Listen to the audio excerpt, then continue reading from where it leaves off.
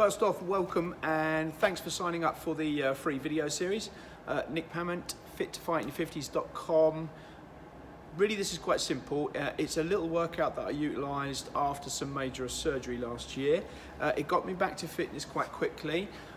It kind of ties in quite well with what I do, my passion, if you like, and also my lifestyle.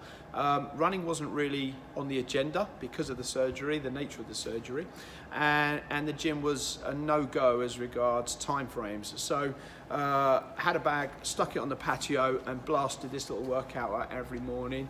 It takes less than 10 minutes to get through it, but it's quite intense, gets the heart rate up, gets the cardio going, burns a few calories, you get a bit of muscle tone in there, and it strengthened all the support muscles that I needed to work on at that particular time.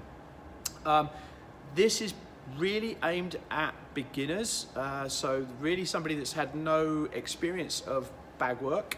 If you are experienced and you have bag training, then adapt it, increase the intensity just to kind of suit your experience levels and to give yourselves a little bit more of a challenge. So you can up the intensity, you can do more rounds, you can increase the power levels, etc, etc. So, adapt to suit. Now, I know there are quite a few of these videos out and about. It's old school method, been around for yonks. I'm trying to just revive it a little bit because I think it's got so much to offer and so much value. And the most important thing, that this is a workout that you can do at home. So if you can't get to the gym and if you have problems with running or whatever, it's just a fun workout. It's a great way as well to release a bit of stress and a bit of tension. So, at the end of the day, bash in the bag, great energy release, and really good mind, body and spirit workout. What you're going to need, as you can see, I've got a standing bag. These are quite good because obviously you don't have to worry about hanging them up. Sometimes there's a problem with brackets and bits and pieces, but if you've got a garage or a wall somewhere that you can put a bracket on, then a traditional hanging bag will do the job. If you don't have anywhere to store one of these or a hanging bag, you can actually do this workout shadow boxing style, just into the air. You just have to be careful on the joints, but it can still be a little cardio workout and is great for the coordination and the balance. So bag is what you need first of all. This one's really good because it's quite soft and squashy. It gives a little bit on impact, okay? There's a lot of foam in it, so you don't really want a bag that's too firm or too hard. The next thing you need is a pair of gloves. I'm using MMA gloves, mixed martial arts, although I prefer to coin a new term now, mature martial arts, okay? Lots of padding across the knuckles to protect the small bones in the hands and also to reduce the amount of impact onto the wrists, the elbows and the shoulders really is what we need to protect, okay? As I said, this is aimed at the more mature old warrior, if you like, so we need to look after our joints. So you want to have a good workout, but you don't really want to be smashing the body to pieces, okay? So lots of padding on the knuckles. These are quite good because they've got like a Velcro wrapper, which adds a bit more support to the wrist as well, which is quite useful to give you that little bit of extra kind of protection when you're working on the bag. You can use these, which is sort of your normal standard boxing bag gloves. You can get those from pretty much any sports store. Even better, actual boxing gloves. Boxing gloves, again, good all-round protection, lots of padding. These are 12 ounce, but 12 to 16 ounce will do well. And if they've got a little bit of weight, although the modern ones tend to be a lot sort of lighter and well constructed now, they've got a little bit of weight to them, you're going to get more workout onto the upper body as well. So water. Obviously hydrate yourself as you go through the workout. Take it as you need it.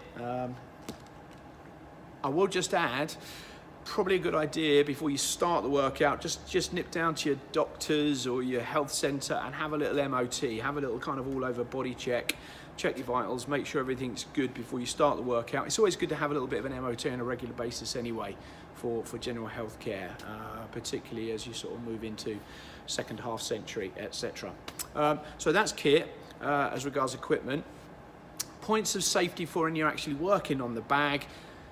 We're going to try and contact with the front part of the fist. So if I wasn't wearing gloves, it would be the frontal part of the fist. The two larger knuckles is where I'm putting most of my impact when I throw these. We want to keep the wrists nice and straight and firm. So if you like, the back of my hand is in line with my forearm. If I connect with the bag and there's flexion in the wrist, then I can suffer some damage here onto the wrist. So we want to keep the wrists nice and straight. And the best way to do that is just to control your levels of contact. I use a really simple scale when I'm training my students, and basically it's this. It's a power scale, and it goes tap, hit, smash. Tap does what it says on the tin. It's very light, surface contact only. Hit, a little bit firmer, a little bit more impact, and then smash, of course, is full contact going all out. Now, according to your experience levels and your body types, select one that suits you. I would normally recommend that you just go with tap first and just get the techniques down, get the body mechanics going, and then you can increase the intensity levels and the power levels as you go. It's not really good to go smashing in there too hard, and you can get a really good workout just by modifying your contact levels a little bit and using that power scale. Tap, hit, smash. Try and keep it around the tap, hit mark, making contact, moving the body, but without suffering too much into the joints. That's really what we're about, getting fit without, being counterintuitive, if you like. We're going to use a base position for all of the strikes within this little workout. This is a 3-part workout, hence the 3 videos, because we're going to build it up gradually as we go through each section. So I'm going to just introduce you to the base position, which we just call the combat stance. And then from there, we're going to start looking at the actual workout itself and the techniques. Okay, so the base position is really simple. From the front, hands are going to come up pretty much level with the jaw, the chin drops down, the shoulders come up, and the elbows stay nice and close to protect the ribs and the side of the body. Now, we're not really looking at combat applications for these techniques, but we want to be authentic with what we're doing, okay? If we're going to practice combat fitness, it's important, I think, just to bring a little bit of that kind of technique into it, and to consider all the safety precautions that you would normally do if you were utilizing this stuff in some kind of competitive or self-protection mode. Okay, so that's the stance from the front. It's about a shoulder width wide. It's about a shoulder width and a half long. If I turn to the side and step back a little bit, you'll notice that my front foot toes are pointing towards the bag or slightly to the inside. My rear heel is off the floor, and this just gives me a little bit of absorption. It pushes and drives me forwards. We're not really going to be doing a lot of footwork on this first workout, but again, it's just setting the base. So the elbows are in, the hands are up, the chin is down, the shoulders come up to protect the sides of the neck and the jaw, and the legs are my drivers, if you like. So that's our combat position, base position for all the strikes. The way we're going to work the workout is this, okay?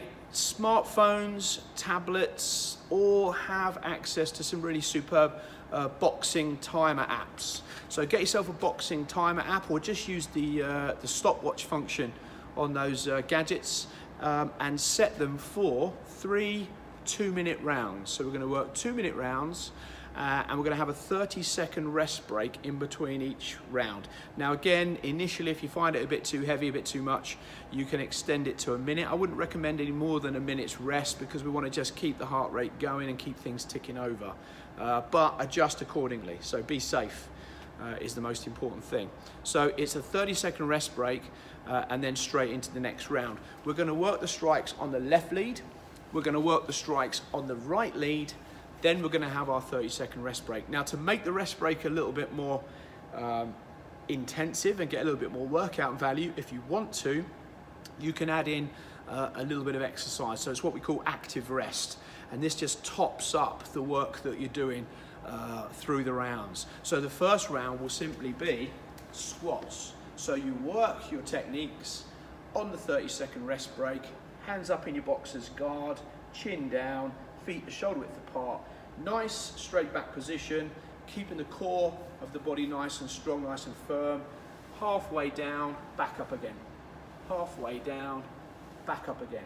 We don't want to go too low because we don't want to stress out the knee joints, but that way we give the legs a little bit of a workout as well as the upper body as we go through the workout. So the techniques we're going to work on the first round are very simple, straight punches, and we're going to go with the jab and the cross. Quite simply, you set up your combat base. We're going to come straight from our guard position, and we're going to extend the lead hand straight forwards, contact the bag. You'll notice my lead shoulder is up to give me a little bit of protection onto the the jaw and the side of the neck, and then I return back into my guard position. So it's straight out, straight back. At speed, and the same on the rear hand. When we come across with what we call the cross, we rotate, shoulders are up, rear hand is up for protection, full rotation on the hips and shoulders, and then straight back the way it came. So we want the jab to go out and return, and we want the cross to come out and return the same way. We need to try and avoid grazing the bag or dropping the hands after the punches. So just think of an arrow flying straight into the target. That's what we're after.